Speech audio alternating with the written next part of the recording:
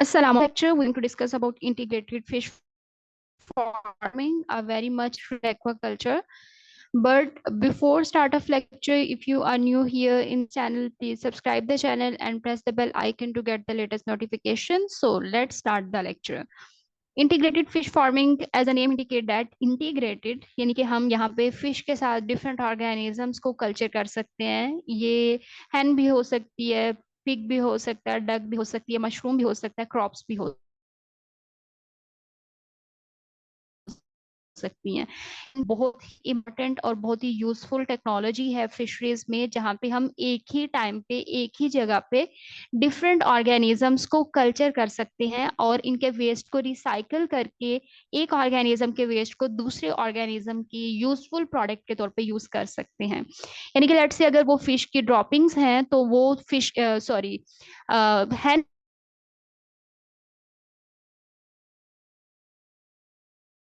सकते हैं प्लांट के लिए, ठीक है, या पौंड को हमने फर्टिलाइज करना है तो उसके लिए हम यूज कर सकते हैं। और इसी तरह से जो पौंड का वाटर है वो जाहिर सी बात है पौंड के अंदर अगर जाहिर सी बात है उसमें अगर नाइट्रोजनस वेस्ट है जैसे फिश के हैं तो वो पानी अगर हम प्लांट को दे देंगे जो कि नाइट्रेट्स वाला है तो वो प्लांट के लिए क्या होगा, यूजफुल होगा। तो इंटीग्रेटेड फिश फार्मिंग एक बहुत यूजफुल टेक्नोलॉजी है फिशरीज में, जो कि बहुत डिफरेंट कंट्रीज में प्रैक्टिस की जा रही है और वहां से बहुत ज्यादा यील्ड और बहुत ज्यादा बेनिफिट्स लिए जा रहे हैं। तो ये पाकिस्तान में ऑलरेडी होनी चाहिए और हो भी रही है, लेकिन इतने बड़े स्केल पे नहीं है इन पाकिस्तान, जो कि प्रैक्टिस करनी चाहिए। अब हम इसकी डिफरेंट के साथ कल्चर कर सकते हैं। सबसे पहले हम इसका स्कोप देखते हैं कि इंटीग्रेटेड फिश फार्मिंग का स्कोप है क्या, इसकी इम्पोर्टेंस क्या है, फार्मर को क्या पता होगा कि वो इंटीग्रेटेड फिश फार्मिंग की तरफ आए, क्या उसको नुकसान तो नहीं होगा अगर वो फिश के साथ किसी और ऑर्गेनिज्म को रेयर कर ले। तो अगर आप डक और गियर, ठीक है, और पोन्ड डाइक्स जो है, जाहिर सी बात है कि पोन्ड के अंदर आपने डक और गीज को रखा है, लेकिन उसके जो डाइक्स हैं वो आते हैं हॉर्टिकल्चर के लिए और एग्रीकल्चर क्रॉप प्रोडक्ट के लिए, एनिमल रेयरिंग के लिए। तो इसका मतलब है डाइक जो है वैसे तो वो यूजलेस थे, लेकिन अब आप उस डक और गीज के साथ आप रख रहे हैं, इसको हॉर्टिकल्चर भी कर रहे हैं और एग्रीकल्चर भी कर रहे हैं, तो इसका मतलब है डाइक भी यूज हो रहे हैं। ठीक है, इसके पॉन्ड के अंदर जहाँ पे आपके डक और गीज है वहां पे आपने फिश को भी रखा है, ठीक है, तो वो इन सब ऑर्गेनिज्म को बेनिफिट देगा, जैसे कि डक का है, गीस का है, फिश का है, मिल्क आपको मिलेगा अगर आपने वहां पे एग्रीकल्चर रखना है, यानी कि बफलोज और कॉस आपको एग्स मिलेंगे। फ्रूट्स यानी कि अगर आप वहां पे हॉर्टिकल्चर कर रहे हैं, वेजिटेबल्स, मशरूम, फूड, ग्रेन्स, और इन एडिशन टू फिश की अगर आप इंटीग्रेटेड फिश फार्मिंग करते हैं, and this system provide better production, provide more employment, ठीक है, एम्प्लॉयमेंट को इंक्रीज करेगा, जैसे कि पाकिस्तान में एम्प्लॉयमेंट बहुत ज्यादा कम है, तो हम इस तरह का सिस्टम बना के एम्प्लॉयमेंट को भी इंक्रीज कर सकते हैं। ये हमारे सोशियो इकोनॉमिक स्टेटस को भी इम्प्रूव कर सकता है, ठीक है, और रूरल इकोनॉमी के लिए बहुत ज्यादा बेनिफिशियल है। अब अगर हम इसकी क्लासिफिकेशन करें तो दो मेन कैटेगरी है, पहली एग्रीकल्चर फिश फार्मिंग है और दूसरी लाइव स्टॉक फिश फार्मिंग है। यानी कि एग्रीकल्चर में हमने फिश को राइस के साथ भी हम कल्चर कर सकते हैं, फिश को हॉर्टिकल्चर के साथ, फिश को मशरूम के साथ, और फिश को सेरिकल्चर के साथ भी कर सकते हैं। यानी कि हम फिश के साथ इन सारे ऑर्गेनिज्म का कॉम्बो बना के इन दोनों को एक ही टाइम पे एक ही जगह पे कल्चर करके बेनिफिट ले सकते हैं। लाइफ स्टॉक फिश सिस्टम जो है इसमें कैटल फिश सिस्टम है, फिश पिग फिश है, ठीक है, पोल्ट्री फिश है, डक फिश है, गोट फिश है और रैबिट फिश सिस्टम भी है। तो ये सारे के सारे सिस्टम्स हम वन बाय वन देखते हैं कि ये कैसे हम रखेंगे और इसका बेनिफिट क्या होगा। लेट्स से जो राइस फिश इंटीग्रेशन सिस्टम है, इसमें आपने फिश के साथ राइस को कल्चर करना है, और हर राइस की डिफरेंट टाइप्स हैं, ठीक ठीक है, लेकिन यहाँ पे जो मोस्ट कॉमनली यूज होती हैं वो यहाँ पे बताई हुई है। एक जो है राजा राजन जो है, तुलसी है, पतंबी है, ठीक है, ये ज्यादा सूटेबल इसकी स्पीशीज हैं और वैरायटीज हैं राइस की, जो कि हम फिश के साथ इसको कल्चर कर सकते हैं, क्योंकि मेक श्योर करना है कि वही राइस की आपने वैरायटीज को सेलेक्ट करना है जो कि रूट सिस्टम जिसका इतना ज्यादा स्ट्रॉन्ग ना हो, तो capable of with stand flooded conditions, जो कि इस काबिल भी हों कि वो फ्लडेड कंडीशन में भी विद स्टैंड कर सकें, वहां पे रह सकें, ठीक है, और उसको मतलब कोई नुकसान ना हो। They have a life span of 180 days. अगर आप इस राइस फिश के साथ करते हैं, स्पैन है वो 180 डेज है, उसके बाद क्रॉप जो है वो राइप कर जाती है, और फिश जो है उसको भी आप पॉसिबली 5 माह के बाद हार्वेस्ट कर सकते हैं। Harvesting is done when fish attain marketable size, ठीक है। Fish culture is rice in rice field में be attempted in 2 ways, simultaneous भी हो सकती है और रोटेशन कल्चर भी हो सकता है। In the forward rice and fish are cultivated together, and in the latter fish and rice are cultivated alternately. अब जो अगला फार्मिंग है इंटीग्रेटेड सिस्टम है, वो है हॉर्टिकल्चर फिश इंटीग्रेटेड सिस्टम। अब इसमें हम क्या करेंगे, और आउटर डाइक जो पॉन्ड्स के हैं और जो एडजॉइनिंग एरियाज हैं उसको हम यूज करेंगे हॉर्टिकल्चर क्रॉप के लिए, ठीक है। Pond water is use for irrigation. अब जो पॉन्ड का पानी है, जैसे कि पहले मैंने कहा कि फिश का जाहिर सी बात है नाइट्रोजन अमोनिया को रिलीज कर रही है, और प्लांट के लिए नाइट्रेट और नाइट्राइट बहुत इंपॉर्टेंट है, जो कि प्लांट की रूट्स के अंदर बैक्टीरिया होते हैं जो कि उस अमोनिया को नाइट्रेट और नाइट्राइट में कन्वर्ट कर लेते हैं। अब फिश के लिए वो पानी वेस्ट है, अब वही पानी हम एरिगेशन के लिए यूज करेंगे, और उसके अंदर जो अमोनिया है उसको नाइट्रेट और नाइट्राइट में प्लांट कन्वर्ट करेंगे, और उससे वो उसको जाहिर सी बात है जितने भी उसके बॉडी के फंक्शंस हैं वो परफॉर्म करेगी। एंड सिल्ट यानी कि जो भी उसके अंदर चीजें हैं वो उसके लिए यूज करेगी। The success of the system depend upon selection of plant. Again horticulture में आप कौन से प्लांट यूज करें इस पे भी बहुत ज्यादा डिपेंड कर रहा है। आपने ज्यादातर वो प्लांट सेलेक्ट करने हैं जो कि ड्वार्फ टाइप हो, लेस शेडिंग हो, एवरग्रीन हो, सीजनल हो, और हाईली रिमोनेटिव हो, ठीक है। Okay, dwarf variety fruit bearing plant like mango, banana, papaya, coconut, lime are suitable, while pineapple, ginger, turmeric, chili are grown as intercrop. Plantation of flower bearing plant like tuberose, rose, jasmine and all these plants जो हैं वो भी additional income आपको farmer को provide करेंगे अगर वो इन सारे प्लांट को भी साथ में कल्चर कर लेता है तो। अब अगले इंटीग्रेटेड सिस्टम एग्रीकल्चर, आपको पता है कि सेल कल्चर है, और इसमें हम मलबरी जो प्लांट होता है वो ज्यादा सूटेबल है सेरिकल्चर के लिए। और इस इंटीग्रेशन में मलबरी जो है is produce silk worm is the first consumer while fish is the secondary consumer ingesting silk worm fishes directly. अब इसमें आपने फिश और जो है सिल्क वर्म है उन दोनों को एक ही जगह पे एक ही फॉर्म में कल्चर करना है। तो इसमें क्या होगा, in organic nutrient silkworm feces are utilised by the phytoplanktons, यानी कि जो सिल्कवर्म का नाइट्रोजनस वेस्ट होगा वो फाइटोप्लैंक्टन्स जो है वो यूज करेंगे। और आपको पता है जो फिश है वो डिफरेंट है, फिश फीड करती हैं, जू प्लैंक्टन्स पे फीड करती हैं, कुछ आर्टिफिशियल प्लैंक्टन्स आर्टिफिशियल फीड भी लेती हैं जो लेबोरेटरीज में और मार्केट में आपको अवेलेबल होती है। तो अगर फाइटोप्लैंक्टन्स जो सिल्कवर्म का वेस्ट है वो फाइटोप्लैंक्टन्स लेंगे, फिर फाइटोप्लैंक्टन्स को फिश कंज्यूम करेगी, तो इस तरह से उसका वेस्ट जो है वो फिश कंज्यूम करिए एज अ फूड। तो दोनों को एक दूसरे से बेनिफिट होगा। ह्यूमिडिटी, जो ऑप्टिमम टेम्परेचर ह्यूमिडिटी है वो 15 से 32 डिग्री सेंटीग्रेड और 50 से 90 है। Sericulture system provide linkage between mulberry and pond सब कल्चर। अगेन मलबरी को क्या फायदा होगा, यानी कि उसको पानी हम इरिगेशन देंगे और मलबरी ट्री की ज्यादा ग्रोथ होगी, और उसकी वजह से सिल्क वर्म इसके ऊपर ज्यादा, इस ट्री के ऊपर ज्यादा फीड करेगा। जितना ज्यादा उसकी ग्रोथ होगी उतनी ही ज्यादा वो रिप्रोडक्शन करेगा, उसका नंबर इनहेंस होगा, सिल्क ज्यादा प्रोड्यूस हो। तो इसका मतलब है कि दोनों को ही एक दूसरे से बेनिफिट हो रहा है, और ये इंटीग्रेटेड सिस्टम से हम सिल्क भी ले सकते हैं और फिश को भी हार्वेस्ट कर सकते हैं और उसके यील्ड को भी इनहेंस कर सकते हैं।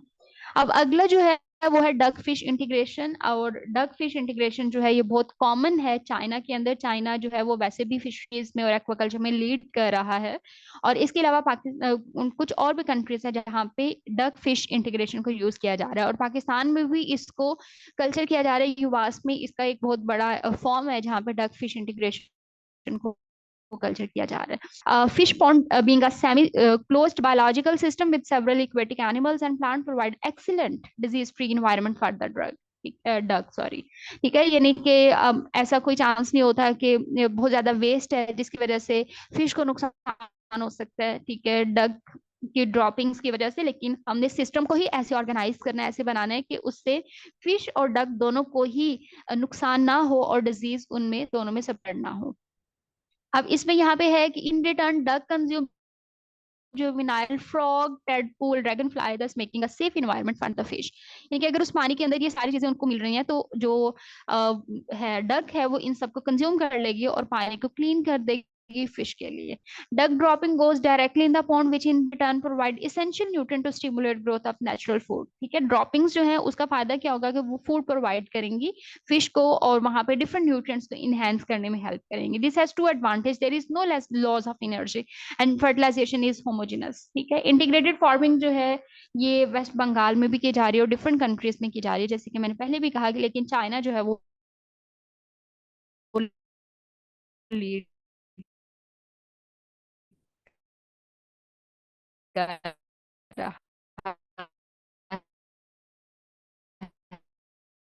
बात जो है सिर्फ इसमें फर्क ये है कि यहाँ पे हम पोल्ट कर रहे हैं, चिकन को यूज कर रहे हैं, dropping of chicken rich in nitrogen and phosphorus, यानी कि जो इसकी ड्रॉपिंग है वो हम fertiliser as a fertiliser use कर रहे हैं पॉन्ड के लिए।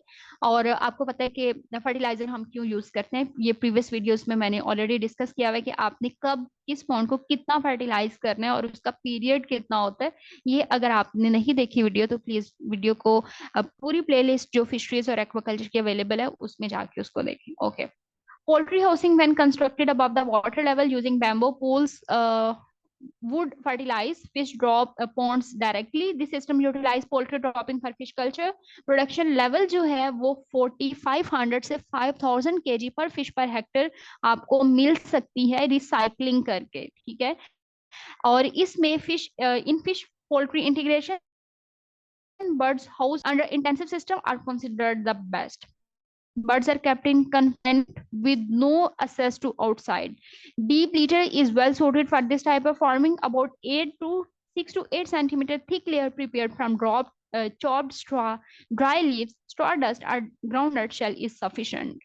अब जो है इंटीग्रेटेड फार्मिंग, फिश फार्मिंग का इकोसिस्टम कैसा है और इससे क्या बेनिफिट्स हो रहे हैं, इंटीग्रेटेड फिश फार्मिंग कैसे काम कर रहा है। सबसे पहले तो ये कि सोलर एनर्जी को ट्रैप किया जाता है। ठीक है, जाहिर सी बात है जितने भी वहां पे हम प्लांटन्स को वहां पे ग्रो करवाएंगे, प्लांट्स को ग्रो करवाएंगे, वो सोलर एनर्जी को ट्रैप करेंगी। ठीक है, और ऑर्गेनिक मैटर को प्रोड्यूस करेंगे।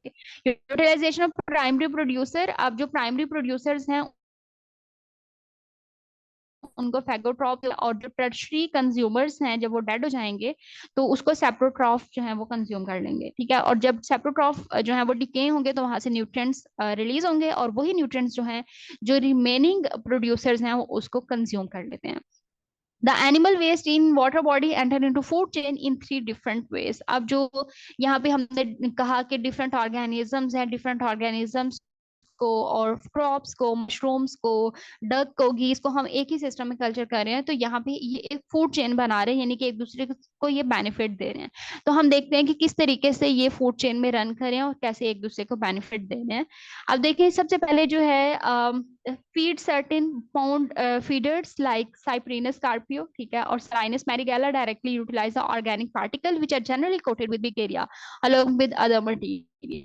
यानी कि अगर वहां पे कोई भी फीड के पार्टिकल्स हैं या फिर कोई वहां पे बैक्टीरिया भी है, ऑर्गेनिक पार्टिकल्स भी हैं, तो साइप्रिनस और जो साइनस है वो डायरेक्टली उस फूड को कंज्यूम कर लेती है। ठीक है, और लेकिन इसमें कैपेबिलिटी होती है कि वो बैक्टीरिया को वो बेनिफिशियल बैक्टीरिया भी हो सकते हैं, हार्मफुल भी हो सकते हैं। अगर हार्मफुल है तो उसकी बॉडी इम्यून सिस्टम इतना स्ट्रांग होता है कि वो उसको किल आउट कर देती हैं, और अगर बेनिफिशियल है तो वो एज अ प्रोबियोटिक काम कर रहे होते हैं। Autotrophic production, some of decomposed portion of waste product provide nutrient for the microflora, while non-mineralized portion provide food base for bacteria and protozoa। Temperature, light, micro and macroflora or inorganic nutrients, carbon, phosphorus, nitrogen are the basic input। ठीक है, ये सारी की सारी जो है basic चीजें photosynthesis के लिए रिक्वायर है, यानी कि जो प्लांटन्स हैं उसके लिए ये बहुत ज्यादा इंपॉर्टेंट है, प्लांट्स के लिए ये इंपॉर्टेंट है। और फिर प्लांट जो है उनको प्राइमरी कंज्यूमर्स खाएंगे और प्राइमरी कंज्यूमर को सेकेंडरी सेकेंडरी को टर्शरी पोजर्स आ जाए। जो है जो plankton feed on small manure, ठीक है, और particles coated with bacteria. In this process, bacteria is digested while rest is exerted. In this heterotrophic production system, microfauna are produced finally shortening food chain. This system of production is not linked with the process of photosynthesis. अब जो है इसके advantages क्या है? There is not a single advantage of integrated fish farming, but there is a list of advantages of fish farming system. But if you are a farmer and if you want to pursue this profession in future, I will suggest to pursue this fish farming system integrated. It has a lot of advantages and your business will be flourish in future. Okay, let's see the advantages. और सबसे पहला जो इसका advantage provide high quality animal protein. आप जो culture कर रहे हैं उसके अंदर जो प्रोटीन होगी वो हाई क्वालिटी की होगी, उसमें सारे अमीनो एसिड्स होंगे, इसेंशियल और नॉन इसेंशियल सारे अमीनो एसिड्स होंगे। क्योंकि अगर हम नेचुरल इन्वायरमेंट में फिश को कल्चर करते हैं उसमें प्रोटीन का लेवल हो सकता है सही हो, लेकिन उसमें अमीनो एसिड की डेफिशिएंसी हो सकती है। लेकिन यहाँ पे अगर आप इसको कल्चर कर रहे हैं तो आपकी जो फिश है उसका जो मीट है उसमें प्रोटीन बहुत हाई क्वालिटी की होगी। A farmer can often integrate fish farming in the existing farm to create additional income and improve its water management. यानी कि अगर पानी का भी प्रॉब्लम है तो वो एक ही जगह पे रह के एक तो फिश को भी कल्चर कर सकता है, यहाँ पे डक या गीस को भी कल्चर कर सकता है, यहाँ पे हॉर्टिकल्चर भी कर सकता है, ठीक है, यहाँ पे डिफरेंट ऑर्गेनिज्म को कल्चर कर सकते हैं। थोड़ी जगह है वहां पे डिफरेंट ऑर्गेनिज्म को एक ही टाइम पे कल्चर करके इनकम को इनहेंस कर सकते हैं और वाटर मैनेजमेंट भी कर सकते हैं। क्योंकि पहले भी मैंने बताया कि उसी पानी को हम इरिगेशन के लिए यूज कर लेंगे और वो पानी जो है वो डिफरेंट पर्पसेस के लिए हमारा यूज हो जाएगा, ठीक है। और इसके बाद जो है fish growth in pond can be controlled, the farmer themself select the fish species they want to raise, ठीक है। जो भी आप फिश की स्पीशी को वहां पे कल्चर करना चाहते हैं वो आपकी मर्जी है, आप कोई भी सिलेक्ट कर सकते हैं।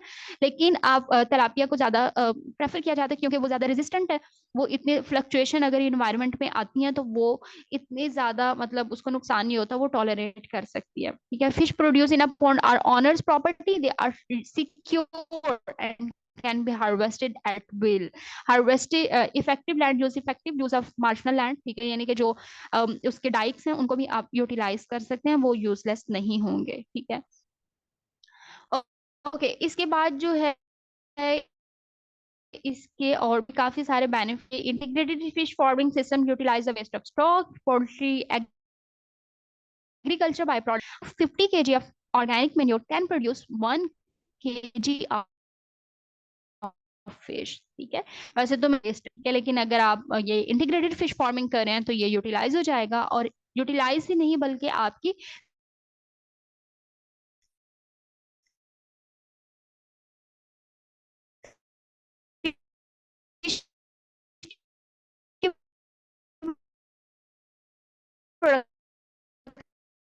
को भी enhance. Corn silt can be used as a fertilizer for the fodder crop. इसके अलावा रिसाइकलिंग बहुत इंपॉर्टेंट है, रिसाइकलिंग की जा सकती है। और इसके अलावा जो है वहां पे आपको एक ही टाइम पे मीट भी मिलेगा, ठीक है, फ्रूट्स भी मिलेंगी, वेजिटेबल्स भी मिलेंगी, फिश भी मिलेगी, ठीक है। ये सारी के सारी जो है वो एडवांटेजेस हैं फिश इंटीग्रेटेड फार्मिंग सिस्टम के। So that's all about today's lecture. If I subscribe the channel so you get all the notification for upcoming videos. Stay connected. अपना ख्याल रखिएगा। अल्लाह हाफ़िज़।